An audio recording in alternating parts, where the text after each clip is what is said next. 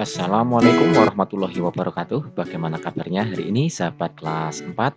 Semoga kita semua senantiasa diberikan kesehatan.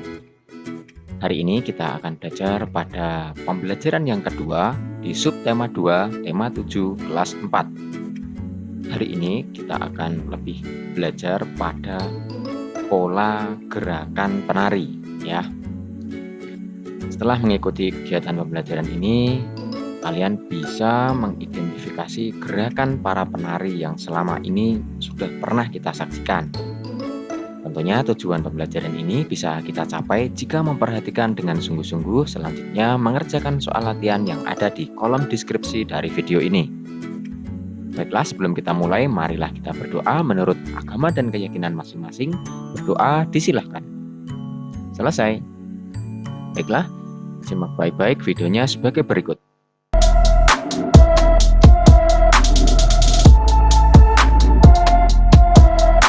Pola lantai gerak tari.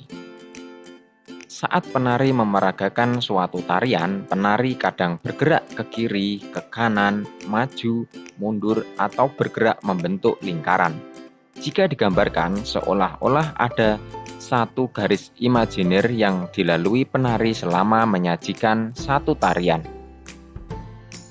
Garis imajiner ini juga dapat kita gambarkan dengan melihat formasi para penari dalam memeragakan tarian. Para penari dapat membentuk formasi garis lurus, lengkung, segitiga, atau lingkaran. Bentuk formasi garis ini dapat berubah-ubah selama penari menampilkan sebuah tarian. Garis imajiner yang dilalui oleh penari saat melakukan gerakan tari disebut pola lantai. Pola lantai juga merupakan garis imajiner yang dibuat oleh formasi penari kelompok. Secara umum, pola lantai berupa garis lurus atau garis lengkung. Bentuk pola garis lurus dapat dikembangkan menjadi berbagai pola lantai, di antaranya horizontal, diagonal, garis lurus ke depan, zigzag, segitiga, segi empat, dan segi lima. Bentuk pola garis lengkung dapat dikembangkan menjadi berbagai pola lantai, di antaranya lingkaran, angka 8, garis lengkung ke depan, garis lengkung ke belakang. Nah, perhatikan gambar-gambar berikut ini. Nah, dimulai dari gambar A. Penari bergerak melalui garis lurus ke depan. Kemudian pada gambar B, penari bergerak ya, titik ini merupakan titik penari, kemudian bergerak melalui garis diagonal ya, sesuai diagonal. Kemudian pada gambar C, penari ini bergerak melalui garis horizontal ya. Kemudian pada gambar D, penari bergerak melalui garis diagonal ya. Geser ke sebelah sini. Kemudian pada gambar E, penari bergerak melalui garis lurus ke depan, maju. Kemudian pada gambar F, ini penari bergerak melalui garis lingkaran, membentuk lingkaran ini ya. Nah, pada gambar A ya, formasi ini penarinya berkelompok. Formasi penari membentuk pola lantai diagonal. Semacam ini. Kemudian pada gambar B ya, formasi penari membentuk pola lantai segi 5. Ada A, B, kemudian C, D, E ya. Ini membentuk segi 5 ini kalau dihubungkan ya. Ini penari secara berkelompok. Nah, kemudian tanda panahnya ini menghadapnya ke sebelah sini ya, ke penonton ini. Kemudian pada gambar C, formasi penari membentuk pola lantai garis lurus ke belakang. Jadi penari 1 sampai dengan penari kelima, A, B, C, D, E ini membentuk garis lurus menghadap ke penonton semua. Kemudian pada gambar D, formasi penari membentuk pola zigzag. A, B, C, D, E. Seperti huruf Z ini. Kemudian pada gambar E, formasi penari membentuk pola lantai lingkaran. Jadi mereka membentuk lingkaran. Pada gambar F, penari membentuk garis diagonal. Diagonal. Kalau dimisalkan ini panggungnya ya berbentuk persegi, nah ini diagonal ini semacam ini. Nah, perhatikan gambar berikut ini. Ini tari legong ya dari Bali. kemudian tari saman dari Aceh. Selanjutnya kita bahas tugas yang ada di buku siswa. Berdasarkan teks pola lantai gerak tari, kerjakan tugas berikut. Tuliskan kembali pengertian pola lantai menggunakan bahasamu sendiri. Usahakan agar orang lain memahami dengan mudah saat membaca tulisanmu. Gunakan kosakata baku.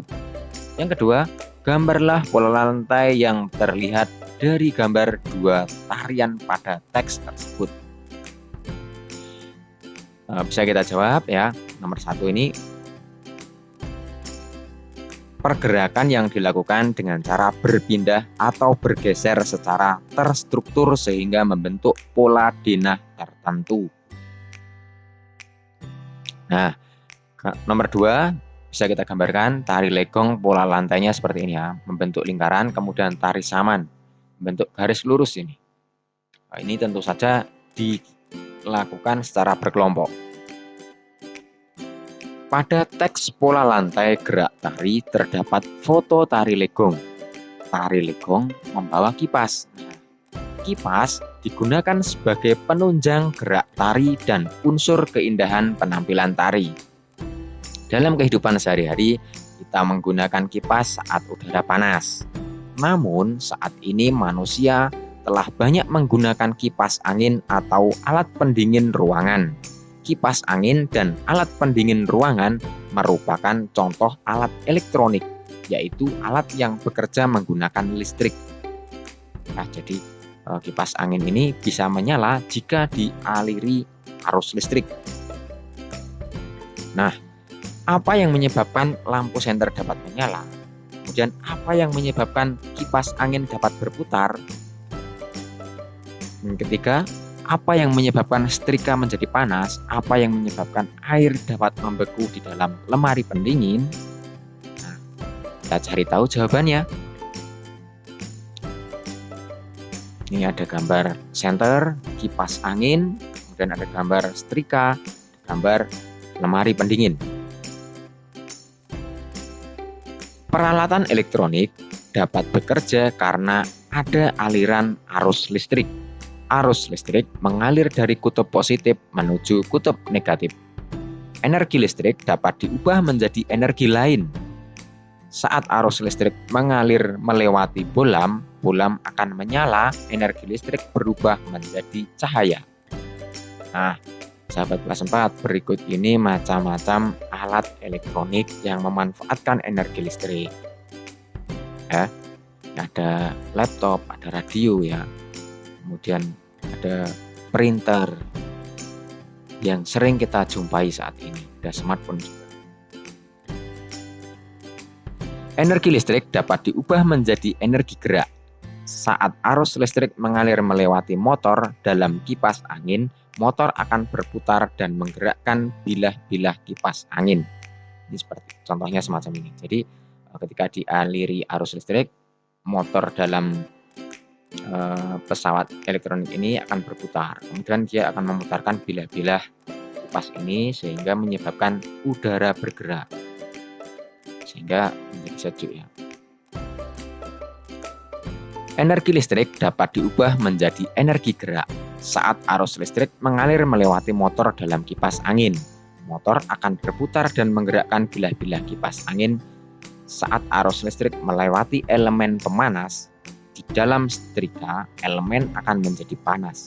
Energi listrik berubah menjadi energi panas. Ini contoh perubahan energi listrik menjadi panas pada setrika listrik. Ya, jadi di dalam setrika ini kalau kita bongkar ada elemennya yang membentuk seperti tapal kuda itu. Kemudian ketika kita colokkan ke listrik, ya, setrika ini akan menjadi panas dan bisa kita manfaatkan untuk merapikan baju yang kusut. Pada lemari pendingin, arus listrik akan memutar motor pada mesin lemari pendingin dan membuat bahan pendingin bekerja, menyebabkan ruangan dalam lemari pendingin ini suhunya berkurang, ya, sehingga bisa menjadikan air sampai beku. Nah, selanjutnya kita bahas soal yang ada di buku siswa. Kita tuliskan nama alat elektroniknya, kemudian fungsinya. Misalnya ada televisi sebagai media penyebaran dan alat pertukaran informasi, media hiburan, dan lain sebagainya.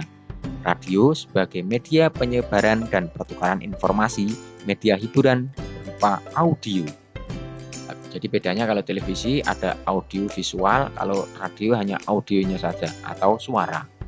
Kemudian ponsel memanfaatkan yang utama sebagai alat komunikasi ya. Dan kulkas alat pendingin makanan dan minuman, AC sebagai alat pendingin suhu dalam suatu ruangan, mesin cuci sebagai alat mencuci atau membersihkan dan membersihkan pakaian dan semacamnya ya.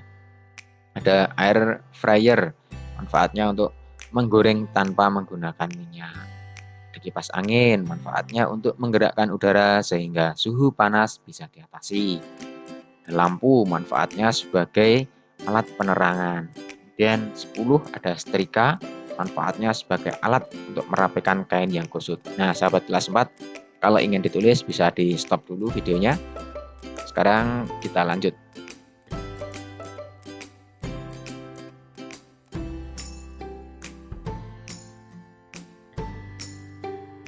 Nah, demikian sahabat kelas 4 kegiatan pembelajaran pada hari ini.